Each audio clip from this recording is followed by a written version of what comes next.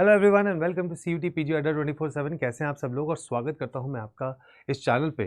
और एक ऐसा क्वेश्चन का आंसर लेके आया हूं जिसने शायद आपको कर रखा हो परेशान कि भाई जाना है मुझे टेस्ट में MBA करने के लिए, जो पहले होता था टेस्टनेट के थ्रू और अब हो रहा है CUT PG के थ्रू। तो वहाँ की आपके सामने कट ऑफ क्या रहेगी, क्या है, ईजी है, डिफ़िकल्ट है जाना वहाँ पर। तो ये सब बताने के लिए आया हूँ, तो सेशन के अंत तक बने रहिएगा। ज़्यादा समय नहीं लूँगा आप लोगों का, सिर्फ ये आपको बताने आया हूँ कि अगर आपने CUT PG का पेपर दिया है, चाहे COQP 11 दिया था या COQP 12 दिया था, तो दोनों में ही अगर आप देखेंगे तो पेपर का जो लेवल था वो मॉडरेट लेवल में हम कह सकते हैं, जिसमें हम काफ़ी क्वेश्चन डुएबल थे। ऐसा नहीं था कह सकते कि पेपर बहुत ही ज़्यादा टफ था जो नहीं कर पाए, या फिर हम कैसे करें बिल्कुल ही आउट ऑफ सिलेबस आ गया, जैसे कुछ पेपर्स में ऐसा हुआ है बाकी पोस्ट ग्रेजुएशन के कोर्सेज में। लेकिन यहाँ पर COQP 11 और COQP 12 की अगर आप बात करें तो दोनों के दोनों ही आपके सामने काफ़ी अच्छे वो रहे और काफ़ी आपके साथ अच्छी एक प्रिपरेशन के साथ आपने अच्छा तरीके से किया होगा। तो अब यहाँ पर जो आपके सामने कोर्सेज ये देता है आपके सामने टेस्ट, तो टेस्ट आपको कोर्स देता है, सबसे जो इनका फेमस कोर्स है that is in human resource. तो मेरे हिसाब से जितने भी इनके जो टॉप कॉलेजेस हैं और या अगर टॉप कोर्सेज हैं जो आपको टेस्ट ऑफर करता है, तो I believe that your score if is 245 plus general category के लिए अगर बोलो 245 या 250 प्लस अगर आपका स्कोर है, so I presume that you should get a call for the second step process. The stage 2 के लिए आपके पास कॉल आ जानी चाहिए। अगर आपके पास 250-255 टचिंग स्कोर है आपका, तो you should get a call for the second stage.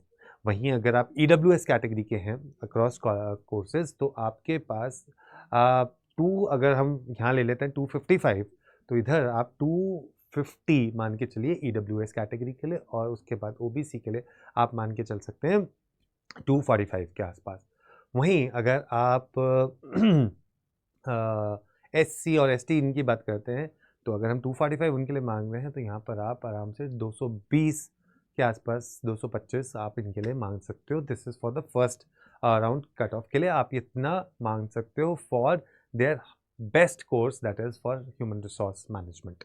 ठीक है, तो उसके लिए आप इतना टारगेट कर सकते हो, क्योंकि पेपर जो था वो इतना डिफिकल्ट नहीं था, प्लस देवर डुएबल क्वेश्चंस थे दोनों में ही। COQP 11 की बात करें या COQP 12 की बात करें, तो मुझे लगता है ये एक कट ऑफ आपके सामने रहनी चाहिए अगर आप उसके मेजरली कोर्सेज में जाना चाहते हैं। आपका क्या सोचना है इसके बारे में, आप ज़रूर बताइएगा मुझे।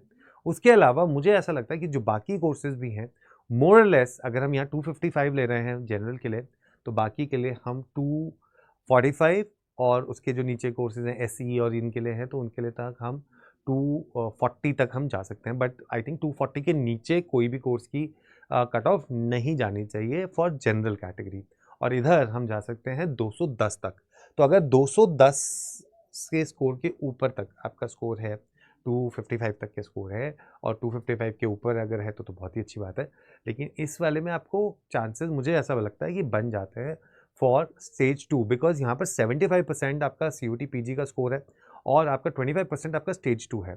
सारे जो इनके PG कोर्सेज हैं उसमें ये आपसे एक्सटेम्परे प्लस पर्सनल इंटरव्यू लेंगे, और आपका MA in HRM and labour laws, और उसके बाद ODCL एंड SE, इनके लिए ये group discussion, case study discussion और इंटरव्यू लेंगे।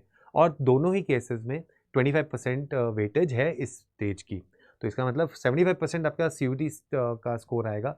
लेकिन उस स्टेज 2 के लिए कॉल लेटर्स के लिए कट ऑफ जो होगी वो मुझे लगता है 210 से लेकर 255 के सारे कोर्सेज के बीच में आपके पास आ जानी चाहिए। बट जो मेन कोर्स है इनका, उसके लिए 220 से लेकर 255 तक के में आपके पास होना चाहिए।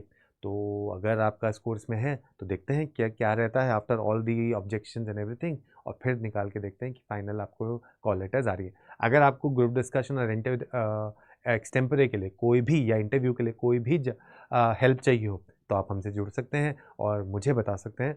मैं आपकी डेफिनेटली हेल्प कर दूंगा उसमें। All the best, take care, फिर मिलते हैं बहुत जल्द।